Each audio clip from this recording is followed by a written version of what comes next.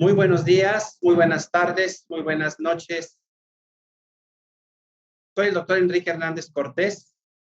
El día de hoy tengo el gusto de presentarles a ustedes el tema manejo de la vía aérea en el paciente pediátrico. Y vamos a iniciar la plática presentándoles a ustedes esta fotografía, que es posiblemente la vía aérea más pequeña. Esta es una fotografía de una momia que por alguna razón no llegó a los 9 meses de gestación, fue interrumpida mucho antes, pero nos sirve porque en ella podemos observar las características propias de una vía aérea en un recién nacido. Vamos a ir mencionando las características a lo largo de la charla. Primeramente, recordemos que la incidencia de eventos respiratorios que se pueden presentar en el quirófano son casi el 50%. Por lo tanto, quiere decir que tenemos que tener una agudeza importante para hacer el diagnóstico y el tratamiento de las complicaciones respiratorias que se nos presenten en la sala quirúrgica. ¿Por qué razón? Pues porque las complicaciones respiratorias constituyen la segunda causa de paro cardíaco en el perioperatorio.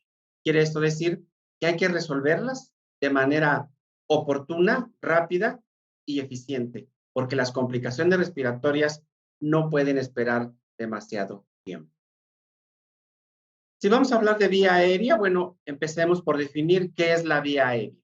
La vía aérea es un sistema extrapulmonar tubular gaseoso formado por una serie de estructuras anatómicas dinámicas altamente dependientes de la anatomía y potencialmente complicadas, cuyo objetivo principal es la ventilación pulmonar.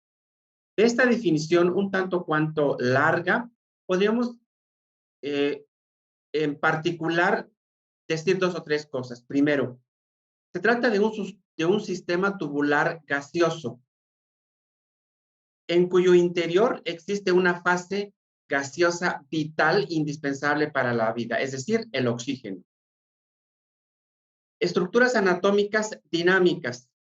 A lo largo de los primeros años de vida, desde el nacimiento, quizás posteriormente a los 18 años de edad, las estructuras anatómicas en el niño van a ir cambiando, se van a ir creciendo, van a ir desarrollando y por lo tanto, de acuerdo a cada edad, van a ser diferentes.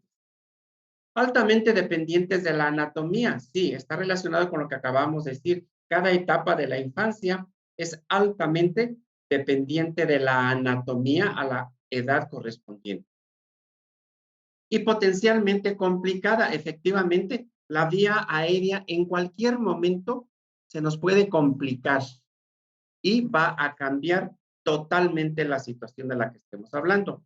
Un ejemplo clásico que nos sucede relativamente frecuente es que yo hago 2 o 3 intentos de intubación y el paciente ahora se complica.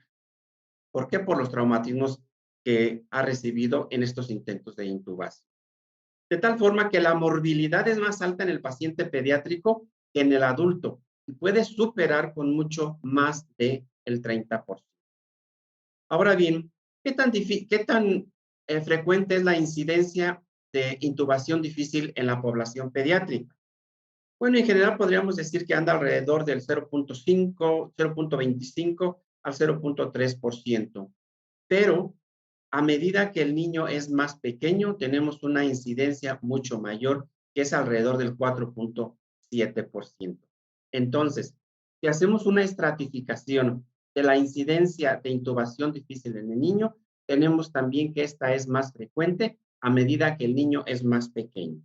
La morbilidad también de la vía aérea es más difícil o es más alta en el recién nacido y lactantes o menores de 1 año.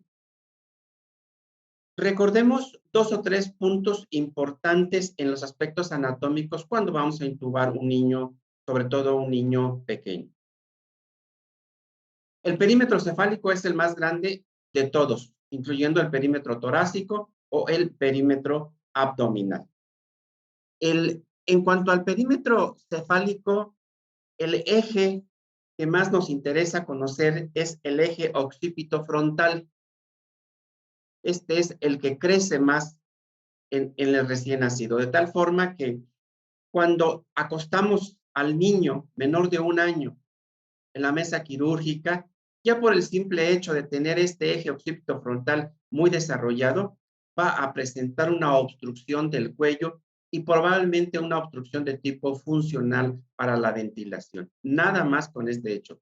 Agreguémosle que la mayoría de las inducciones a esta edad las hacemos inhaladas, entonces las estructuras blandas de la cavidad vocal, de la orofaringe, van a caer y pueden obstruir el paso del oxígeno. Entonces, ya con este hecho, tenemos que este aspecto anatómico repercute directamente en la funcionalidad de la vía aérea.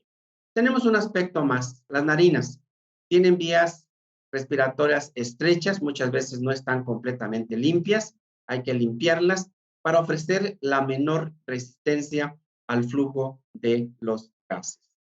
Otra característica desde el punto de vista anatómico es que los niños recién nacidos tienen una lengua grande. Decimos que los recién nacidos tienen macroglossia, pero además la lengua está más cerca del paladar.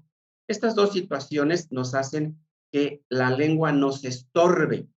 Parece que nos estorba y parece que nos cuesta trabajo tomarla con la hoja del laringoscopio para ver las cuerdas vocales o el sitio donde vamos a introducir nuestro tubo orotraqueal. Otro punto más importante desde el punto de vista anatómico es que la laringe tiene 2 segmentos más alta en relación al adulto. Mientras más alta, mientras más anterior o cefálica sea la vía aérea, más problema vamos a tener para localizarla. La posición alta de la laringe forma un ángulo relativamente agudo, alrededor de 45 grados, entre la base de la lengua y la glotis, lo cual va a hacer que se dificulte todavía más su visualización. Una cosa más es que la epiglotis es larga, es laxa, es cartilaginosa, tiene la forma de una omega y también hay que tomarla con la punta de la hoja del laringoscopio y esto nos puede costar un poco más de trabajo para ver las cuerdas vocales, el sitio donde vamos a poner nuestro tubo endotraqueal. En los últimos años nos han dicho que la laringe ya no es completamente circular. Tiene la forma elíptica más que circular y la porción más estrecha de la vía aérea es su diámetro transverso, que se encuentra ubicado casi inmediatamente al pasar o por debajo de las cuerdas vocales. De tal forma que cuando pasamos un tubo endotraqueal de un tamaño correcto y adecuado y pasamos sin lastimar las cuerdas vocales, estamos colocando un tubo en un sitio anatómico perfectamente bien descrito. Hoy en día se pueden colocar tubos endotraqueales con globo y sin globo. Esto queda mucho de acuerdo a los objetivos para lo cual se va a intubar a un paciente. A lo mejor si vamos a hacer una intubación para una cirugía muy rápida en quirófano de 20, 30 minutos, 1 hora, pues a lo mejor no es necesario colocar un tubo con globo. Pero si el paciente va a quedar intubado en la unidad de cuidados intensivos, pediátricas o natales, a lo mejor es mejor colocar un tubo con globo. Lo importante de esto es que colocar un tubo del tamaño correcto y adecuado es lo que me va a garantizar la buena ventilación de este niño. Hay diferentes fórmulas para calcular el tamaño del tubo. Todas ellas son con bastante precisión y exactitud. Cualquiera de las fórmulas que ustedes elijan. Otro aspecto importante, después de colocar el tubo en la tráquea, tenemos que revisar siempre, siempre, dónde está la punta de nuestro. Para ello, no necesitamos forzosamente mandar a rayos X a todos los niños después de la intubación. Basta con aplicar la siguiente fórmula.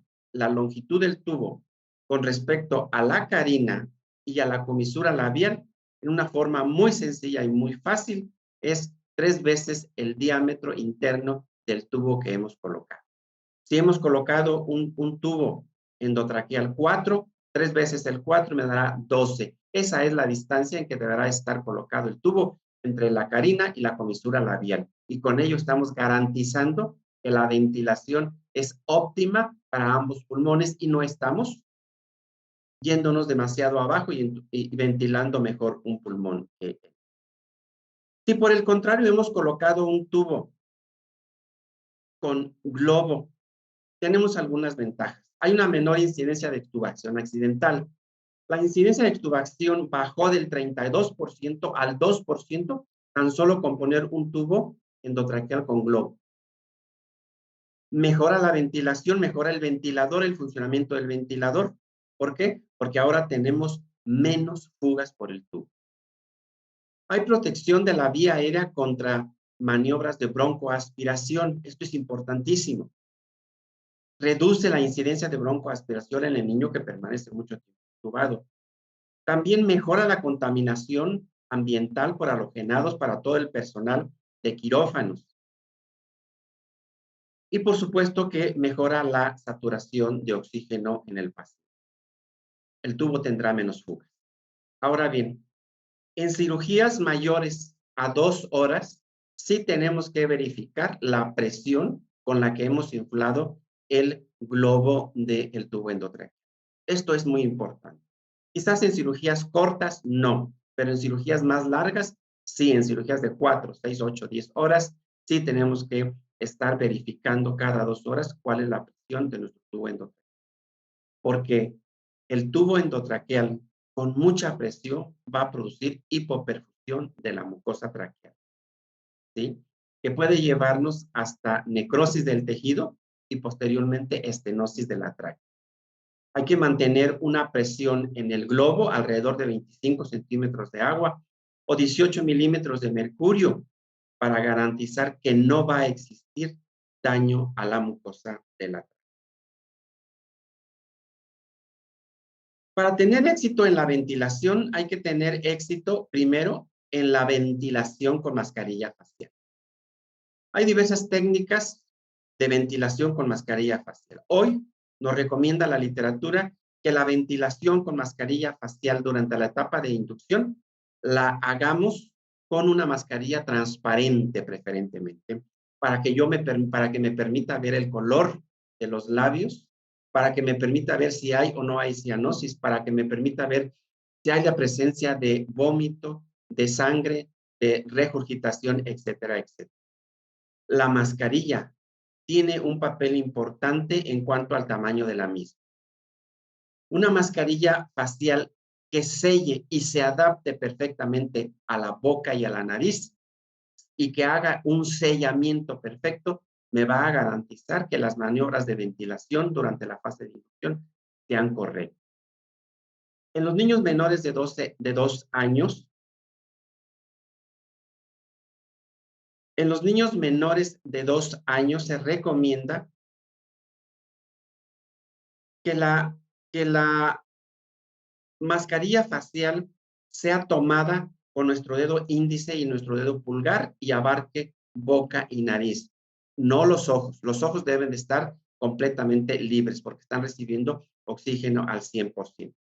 Con esta maniobra de nuestro dedo índice y de nuestro dedo pulgar, formamos una C sobre la mascarilla para garantizar la ventilación y el sellado. En los niños mayores de 2 años, además del índice, de nuestro dedo índice y nuestro dedo pulgar, nuestros 3 dedos restantes, el meñique, el anular y el medio, van a estar soportando la parte del cuello para tener un agarre excelente de la mascarilla facial y podamos hacer este sellado de buena calidad. El tamaño de la mascarilla tiene mucho que ver. Si escogemos un tamaño demasiado pequeño, no vamos a poder ventilarlo, o demasiado grande, se nos va a fugar. Recomendamos que en aquellos niños de 6 meses a 2 años, utilicemos una mascarilla facial del número 1, de 2 a 6 años utilicemos una mascarilla facial 2 y de 6 a 12 años una mascarilla facial del número 3. ¿Por qué es todo esto? Porque la ventilación inadecuada es un factor que contribuye a la morbimortalidad del paciente pediátrico. Por fortuna, la incidencia de dificultad para ventilar con mascarilla facial en el niño es extremadamente bajo, y solo se puede presentar habitualmente en dos situaciones. En los niños que son muy obesos, sobre todo adolescentes ya que son muy obesos, con obesidad extrema, o en los niños con muchas malformaciones craneofaciales. En algunas situaciones, la técnica de ventilación puede incluir la técnica de 2 manos. Esto mejora muchísimo la ventilación manual y permite incluso poner un PIB óptimo para ventilar correcta y adecuadamente a un paciente. Eh, Hablemos un poquito de los predictores de intubación difícil. En la clínica hay infinidad de escalas que intentan predecir cuándo vamos a encontrarnos con un paciente con predictores de intubación difícil.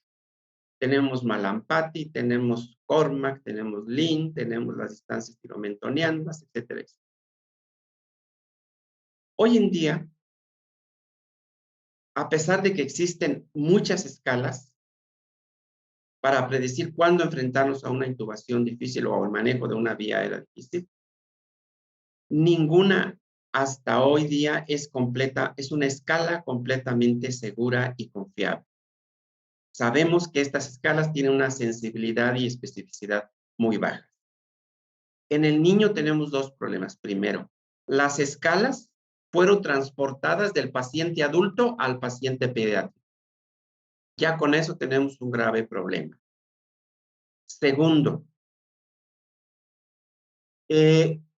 como se ha intentado que en la valoración de la vía aérea a través de los predictores escojamos muchas escalas simultáneas, y quizás esto pueda incrementar de manera considerable la especificidad y la sensibilidad de las escalas. La práctica es que seguimos sin tener una prueba clínica preoperatoria que sea rápida, que sea sencilla, que sea de carácter universal, que se adapte a todas las edades y que sea capaz de predecir cuándo nos vamos a enfrentar a una vía aérea en un porcentaje muy elevado, en donde el margen sea extremadamente pequeño o muy pequeño. Entonces nos enfrentamos a que no tenemos ninguna escala que intente predeterminar cuándo voy a encontrar esta complicación.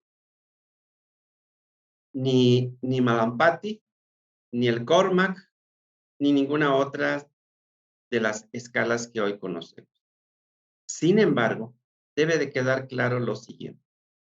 Los predictores o las escalas de predicción de vía aérea complicada en el niño no predicen lo que tienen que predecir, pero dejar de hacerlo es institucionalmente, personalmente y profesionalmente incorrecto, sobre todo cuando nos enfrentamos a un problema de tipo legal. Más del 25% de la vía aérea difícil no son anticipadas por fallas en estas escalas, a pesar de que hayamos aplicado todas las escalas por separado o simultáneamente. Más de la cuarta parte se nos van a escapar, y se nos escapan porque no son escalas hechas para niños. Bueno, si estos predictores no son del todo satisfactorios, ¿con qué nos quedamos? ¿Qué es lo que tenemos? ¿Cuáles son los predictores hoy más certeros para el paciente pediátrico? Primero, reducción del espacio mandibular. Cuando el espacio mandibular se reduce, y se puede reducir por tres situaciones desde el punto de vista anatómico.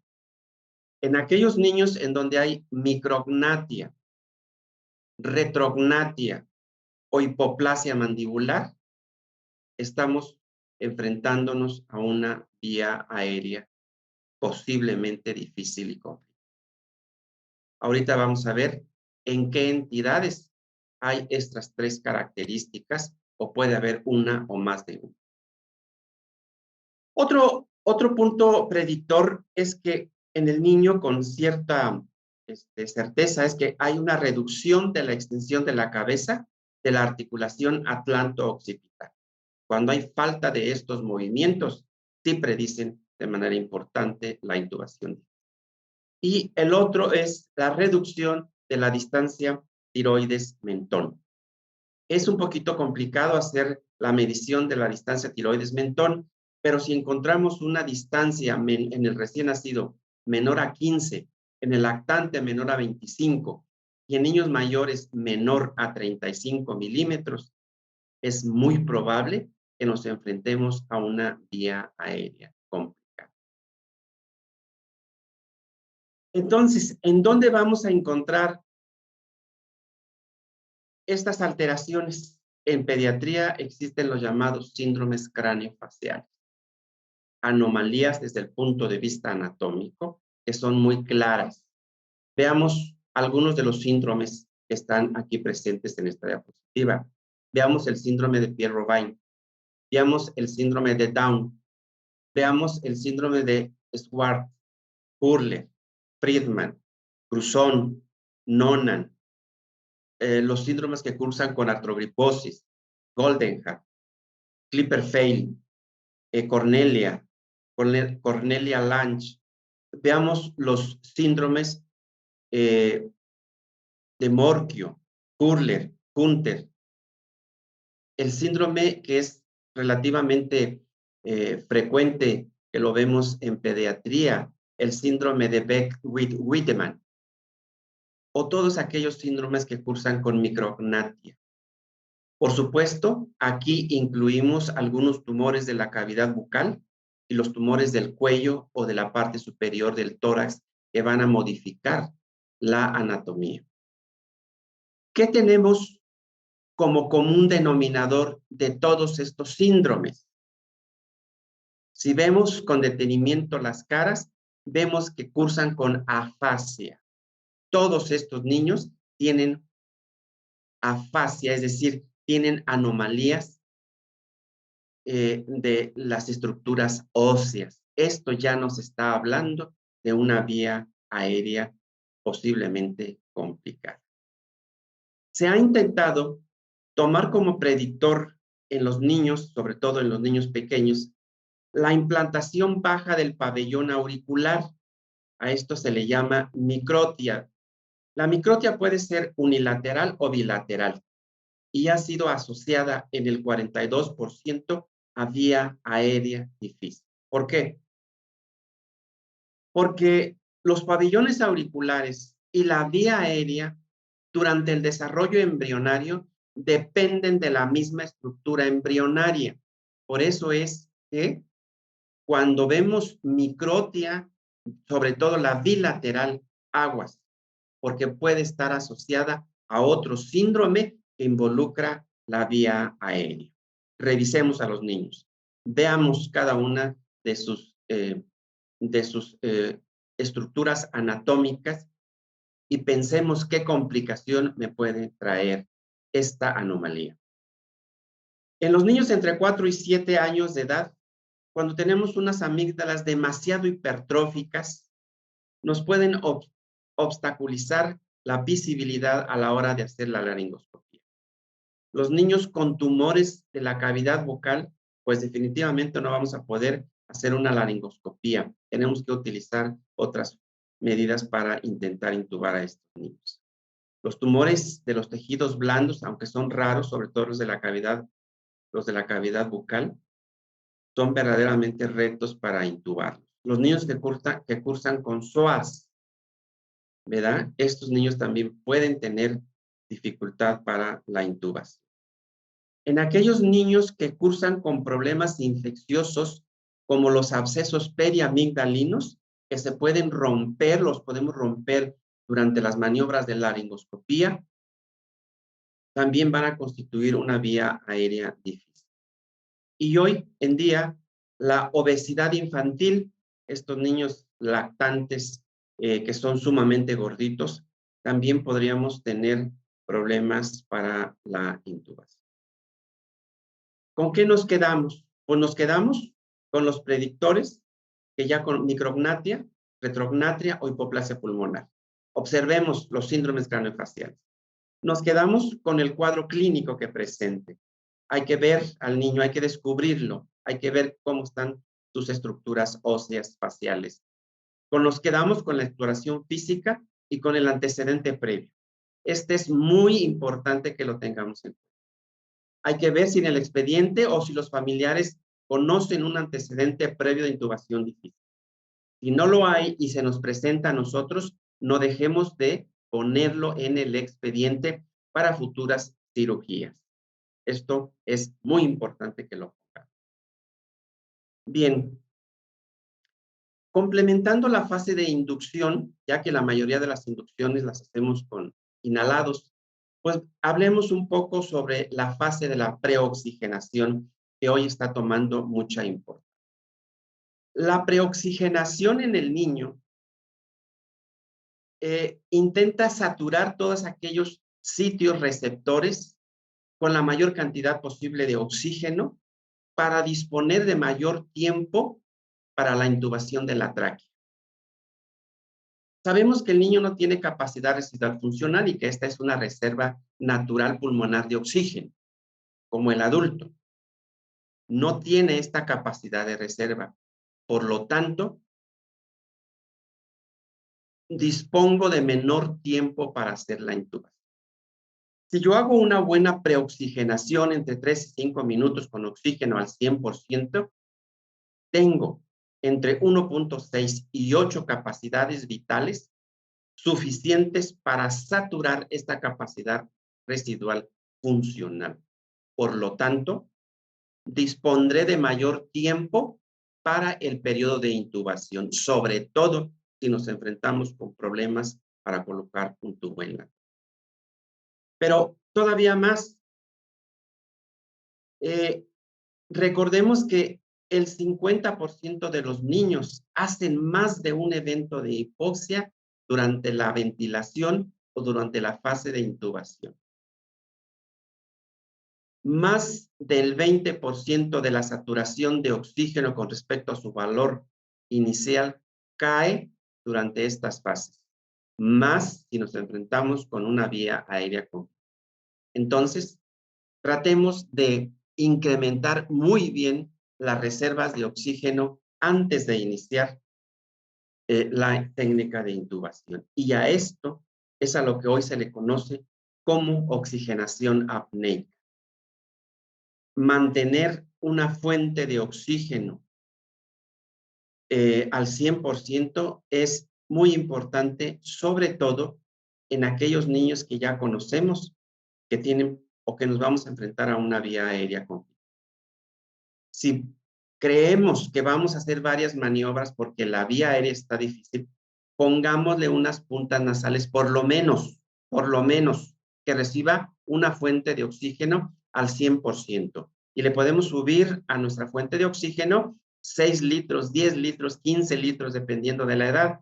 Pero el caso es que el niño siempre, siempre esté recibiendo oxígeno. Durante la fase de inducción, es muy importante y hoy en día sabemos que si administramos un relajante muscular, yo puedo ventilar mucho mejor a este niño.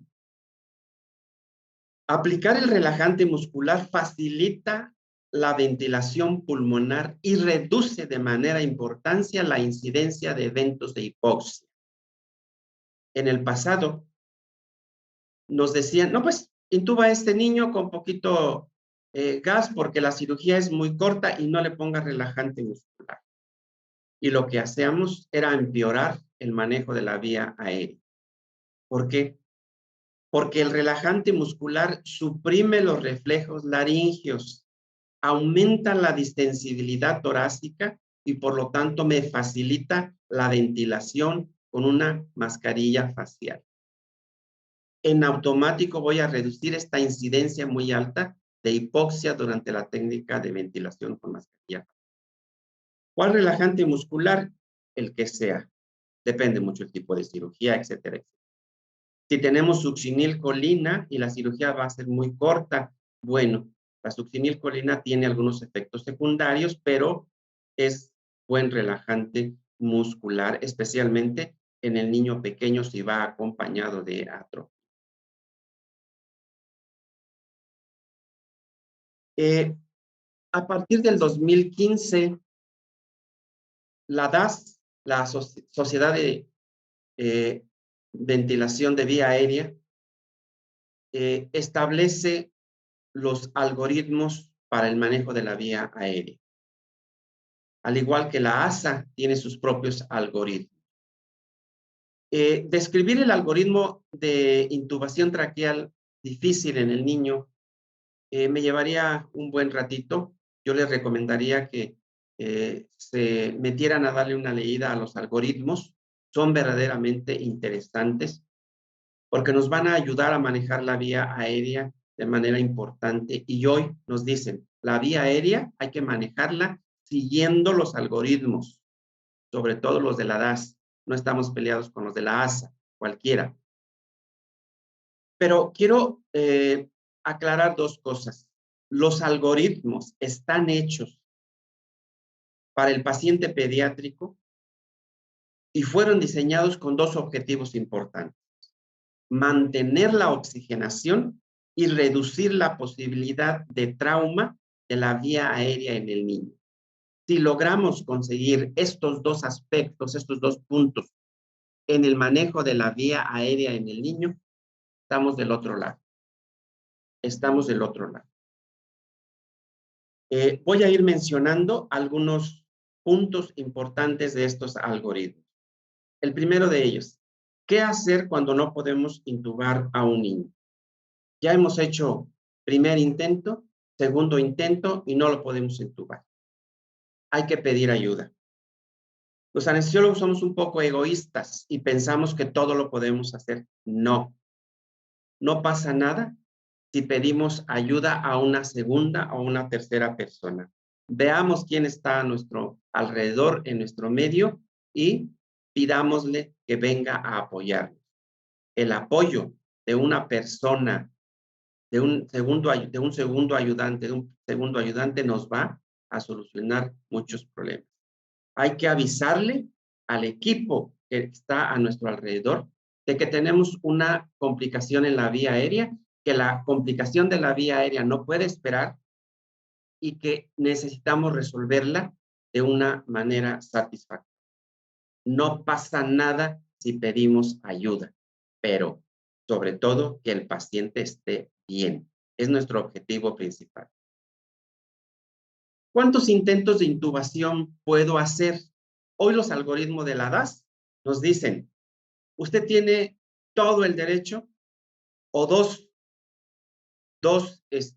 médicos tienen todo el derecho de hacer por lo menos 4 intentos de intubación. 2 para el primer observador, 2 para el segundo anestesiólogo. A condición de que tengamos buena saturación, de que mantengamos siempre buena saturación y de que no superemos más allá tampoco de los 10 minutos. ¿Por qué es esto? Hoy sabemos, y hay una asociación bien clara entre más de 2 intentos de intubación y las complicaciones de la vía aérea. ¿Qué quiere decir esto? Que debemos de optimizar las condiciones de intubación desde el primer intento, que nuestro primer intento sea el mejor. Pero si por alguna razón tenemos que hacer un segundo intento, bueno, hay que mejorar el segundo intento con respecto al primero. Y si le pasamos la estafeta a un ayudante que esté cerca de nosotros, este ayudante deberá optimizar cada vez que haga una maniobra de intubación mejor que la anterior, mejor que la primera, mejor que la segunda. ¿Cómo lo vamos a lograr?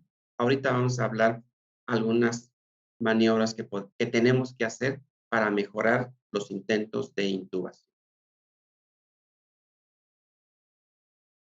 Si yo hago más de 2 intentos de intubación, hay una clara evidencia que el 20% de los niños tuvieron una complicación por lo menos leve.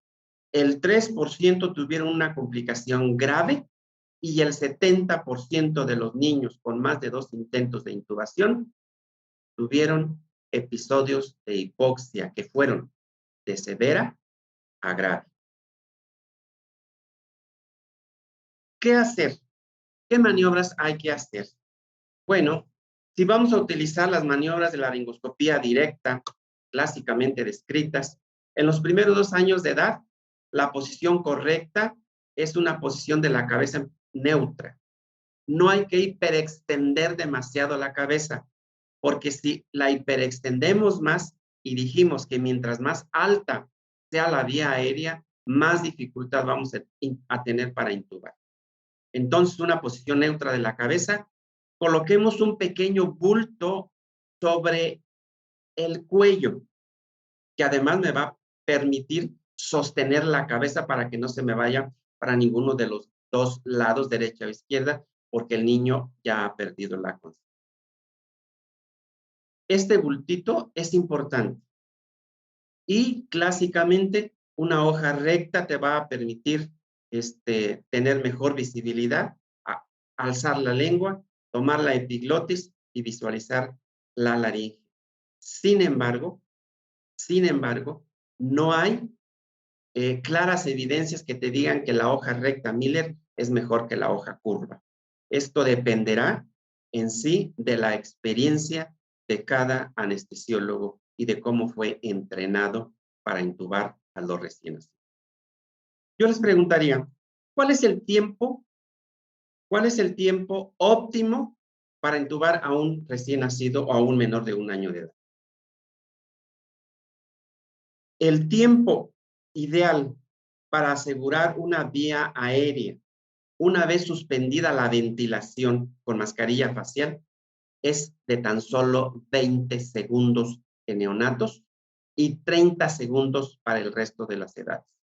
Vean ustedes qué importante. Por eso nos dice, optimicen todo lo que sea posible sus técnicas de ventilación, sus materiales disponibles para hacer la intubación para que el primer intento sea el mejor y el más exitoso. Ahí está el bulto señalado como debe de ir. En los pacientes ya más grandecitos, la almohadilla debe ir colocada justamente en el hueso occipital. Con esto va a mejorar muchísimo los ángulos laríngeo, faríngeo, oral para la intubación. Me va a mejorar mucho la visibilidad de la laringe. Podemos utilizar la maniobra de Burke. La maniobra de Burke, que es muy conocida por el equipo de anestesiólogos, no es más que colocar la mano derecha, aplicar una pequeña presión en el cartílago tiroides hacia atrás, hacia arriba, a la derecha, mientras que con la mano izquierda se hacen las maniobras de laringoscopía. Esto te permite visualizar en dónde está la laringe, en dónde está, dónde vamos, por qué dirección vamos a ir a llevar nuestro tubo endotráqueo. Entonces, el bulto, después de los niños de 2 años, ya cambia de posición. ¿Qué debemos hacer si la ventilación se nos complica? Ya dije que es extremadamente raro encontrar un niño al que no podamos ventilar, pero si pudiera llegar a ocurrir y no puedo ventilar a un paciente después de que ya le puse los inductores, después de que ya le puse el relajante muscular, rescatémoslos con un dispositivo supraglótico, una mascarilla laríngea. ¿Cuál mascarilla laríngea debo utilizar? Cualquiera. Para rescatar una vía aérea, cualquiera, la que sea. Lo que se trata es que no se caiga la saturación de oxígeno. El error más frecuente al utilizar la mascarilla laríngea que esté en mala posición o esté fugando es porque no seleccionamos el número, el tamaño correcto y adecuado. Una fórmula muy sencilla de recordar es el tamaño de la mascarilla laríngea es igual al peso al peso en kilos, entre 20 y súmale 1. Si tiene 20 años, si pesa 20 kilos, divídelo entre 20, me da 1, súmale la constante de 1, 2. El número 2 es la mascarilla que voy a utilizar para un niño de 20 kilos. Puede haber una variación de 0.5 entre niños muy delgaditos o niños un poco más gorditos. Pero con esta fórmula muy sencilla, te permite recordar en todo momento cuál es el tamaño más adecuado de usar una mascarilla laringea. Por supuesto que las mascarillas laringeas o los dispositivos de segunda generación, estos que tienen un canal para aspiración, pueden ser mejores opciones en relación a los dispositivos supraglóticos que fueron iniciales, que no tienen o que no tenían canal de aspiración. La literatura también nos dice que si tienes un paciente con vía aérea complicada, en donde ya hiciste 4 intentos de intubación o 5, en donde no puedes intubarlos, en donde no tienes un personal que te apoye cerca de ti, pero puedes mantener la saturación de oxígeno, despiértalo, reviértelo si fuera el caso y espera una segunda oportunidad con un paciente vivo, con un paciente seguro o canalizarlo hacia un centro donde existan mejores recursos. No hay que obstinarnos porque a fuerzas lo tenemos que intubar. Esto nos puede llevar al fracaso en nuestra actividad profesional. Entonces, hay que despertarlo y canalizar. La vía aérea se puede clasificar en vía aérea inesperada o no anticipada, no diagnosticada, a pesar de que aplicamos nuestros predictores de vía aérea, a pesar de que no vimos grandes anomalías cranofaciales, a la hora de hacer la laringoscopía nos enfrentamos con una vía aérea complicada. Esta vía aérea es la que más mortalidad tiene o más morbimortalidad tiene. La vía aérea sospechada o ya anticipada, bueno, allí ya sabemos que hubo problemas para intubación, que nos vamos a enfrentar a una vía aérea complicada y hay que prepararnos lo mejor posible, repito, canalizarlo hacia otro hospital donde haya más recursos, porque aquí ya sabemos cómo está de compleja la vía aérea. ¿Qué tenemos con respecto a los videolaringoscopios? Hoy que los videolaringoscopios han florecido en todos los mercados y hoy que estamos inundados de una gran variedad de videolaringoscopios. Utilizar un videolaringoscopio, pues es utilizar una técnica de intubación indirecta. Aquí no necesitamos estar viendo directamente las estructuras de la laringe. Estamos viendo una pantalla que ha amplificado las imágenes. Las vemos muy grandes.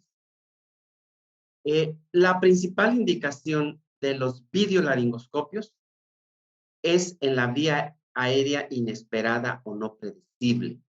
Hicimos primer intento con laringoscopía convencional, mejoramos nuestra técnica en el segundo intento y no lo podemos intubar, pidamos un videolaringoscopio. ¿Cuál? El que sea, el que tengamos a nuestro medio, con el que ya hemos hecho ejercicios, entrenamiento, ¿sí? Para que no nos agarre de sorpresa. No requieren de la alineación de los ejes de intubación laringio-faringio. Mejora con mucho la visión de intubación porque ofrece un campo visual muy amplio entre 45 y 60 grados. Recordemos que la laringoscopía convencional con nuestro laringoscopio nos ofrece un campo visual muy reducido entre 15, 17, 18 grados nada más. Y los videolaringoscopios nos van a aumentar de manera considerable. Y el tercer punto es importantísimo. El uso de los videolaringoscopios reduce el número de intentos de intubación. Fíjense, si estamos diciendo que los algoritmos de la DAS solamente nos permiten hacer 4 intentos de intubación, pues el videolaringoscopio nos va a reducir de manera considerable los intentos de intubación. Entonces, tenemos una arma importante, pues, que hay que utilizar. ¿Qué hay con respecto del fibros? El fibros es un instrumento considerado en el pasado como el estándar de oro para manejar exitosamente una vía aérea complicada en el paciente pediátrico y sobre todo en el paciente muy pequeño. Pero, ¿cuál es nuestra realidad? Nuestra realidad en el medio es que los hospitales públicos tienen un fibroscopio las 24 horas y a disposición del anestesiólogo solamente en el 5.5% de los hospitales. Bajísimo el porcentaje. Se incrementa de manera considerable en los hospitales privados, que puede llegar hasta el 60%. Pero recordemos, el fibros requiere de un entrenamiento constante. Hay que estar utilizando el fibros constantemente para que el día que lo tengamos que utilizar de manera programable, tengamos éxito en nuestras maniobras.